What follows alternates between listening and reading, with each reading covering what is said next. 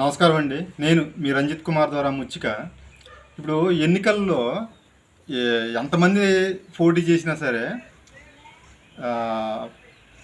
Win అవ్వాలి, నెగ్గాలని కోరుకుంటారండి. ప్రతి ఊళ్ళు కోరుకోవడం, అందులోనే పోటీ చేస్తారు, అందుకనే పోటీ చేస్తారు. ఇక్కడ రెండు రకాలండి. ఇప్పుడు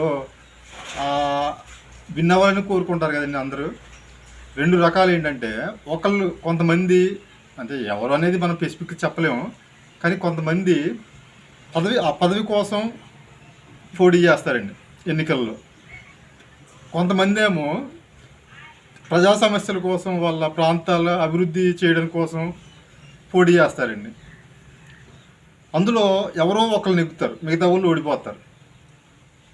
విన్ అయిన వాళ్ళు ఆనందపడవచ్చు, అలాగే ఓడిపోయిన వాళ్ళు బాధపడతారండి.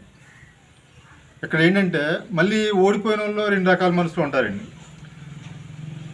మదన పడతారు వాళ్ళు ఏంటంటే, నేను ఎందుకు ఓడిపోయానా, ఏంటి, నాలో లోపం ఏముంది అని చెప్పి వాళ్ళు మదన పడుతూ ఉంటారు. నేను ఇంతలా తిరిగాను, ఇంత చేశాను అని చెప్పి. రెండో రకం మనుషులు ఏంటంటే, ప్రజాసేవ చేయాలనే సంకల్పంతోనే వాళ్ళు పోటీ చేస్తారండి.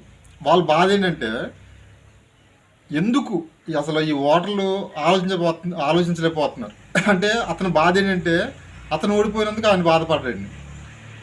ప్రజలు అసలు ఈ ఓటర్లు అనే వాళ్ళు సర్వీస్ చేసే వాళ్ళని ఎందుకు ఎన్నుకోవట్లేదు అని చెప్పి ఆయన బాధ. అది అంటే ఆయన ఇక్కడ బాగా క్లియర్గా అర్థం చేసుకోవాలి. ఓడిపోయిన వాళ్ళు రెండు రకాలండి. ఒకటి ఏంటంటే, నేను ఎంత తిరిగాను, ఎంత ఇచ్చేసాను, వాళ్ళ చుట్టూ తిరిగాను అంటే అనే రకం. రెండో రకం ఏంటంటే, ఓడిపోయిననే బాధ కన్నా ఆ బాధలో కొన్ని నన్ను ఎన్నుకోకపోయినా ఇంకా సర్వీస్ చేసే వాళ్ళు ఉన్నారు కదా, అలాంటి వాళ్ళని ఎందుకు ఎన్నుకోలేదు, అసలు ఓటర్లు ఎందుకు మార్పు రావట్లేదు అని చెప్పి అలా బాధపడుతుంటారు. ఇప్పుడు నెగ్గిన వాళ్ళు కూడా, నెగ్గిన వ్యక్తి ఎవరైనా కానీ నెక్స్ట్ ఎలక్షన్కి మళ్ళీ నాకు పోటీ చేసి విన్ అవ్వాలనుకుంటాడు.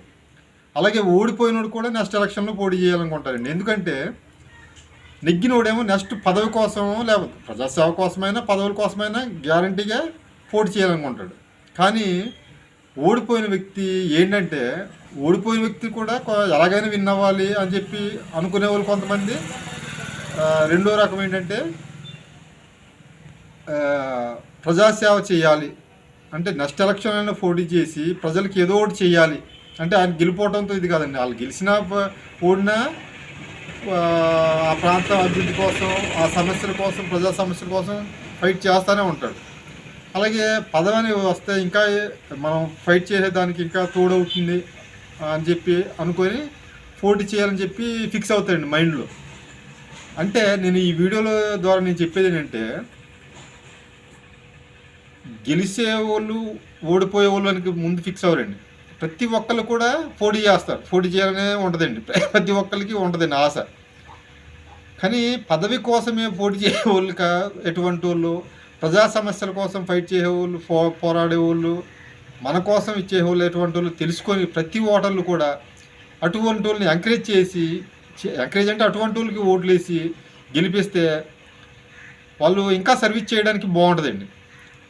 ఈ వీడియో ద్వారా నేను అదే చెప్తున్నానండి. అంటే నేను అనేది ఏంటంటే, మన చుట్టూ మనకు తెలుసు, ప్రతి ఓటర్కి తెలుసు మన చుట్టూ ఉండేవాళ్ళు, మన సమస్యలు తీర్చేవాళ్ళు ఎటువంటి వాళ్ళు అనేది పూర్తిగా తెలుసు. అటువంటి వాళ్ళని ఎన్నుకోవాలని చెప్పి కోరుకుంటూ ఈ వీడియో చేస్తాను. నమస్తే.